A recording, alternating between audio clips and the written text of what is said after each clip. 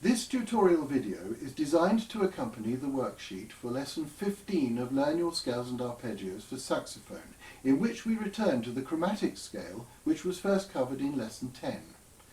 The worksheet provides fingering illustrations and exercises to guide you through extending chromatic scales to 2 octaves. It is important that you follow all the instructions on the worksheet, as this video will not cover all that is required by itself. As in lesson 10, the chromatic scale, this time starting on D, is divided up into short sections, 3 to each octave, to make it easier to learn. Exercise 27 provides more work on the alternative fingering for F sharp. In the second section, you should use the side key fingering for B flat, applying this in exercise 28. In the third section, you should use the side key fingering for C, applying this in exercise 29. The fingerings in the upper octave are the same as in the lower until you get to top D.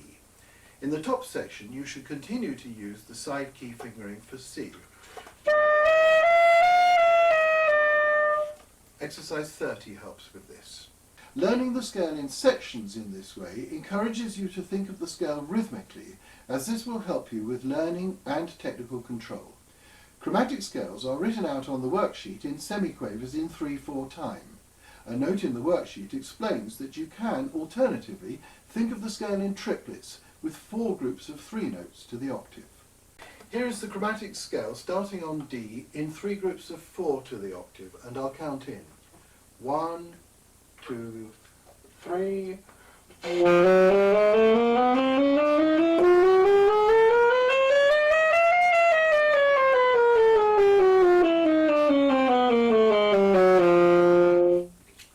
And now in 4 groups of 3.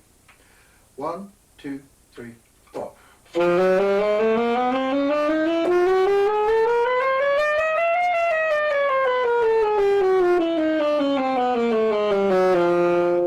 You will also learn the chromatic scale starting on C for 2 octaves. The bottom C sharp key is operated with the left hand 5th finger and will only work if the C key is held down with the right hand 5th finger at the same time.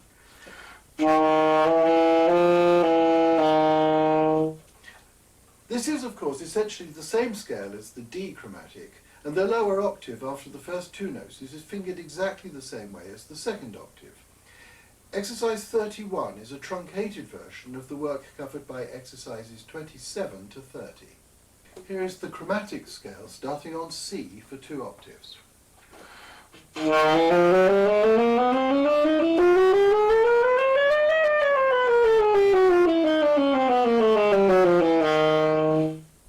Although they are essentially the same scale, the chromatic scale starting on D and the chromatic scale starting on C are both included in Practice Plan 15.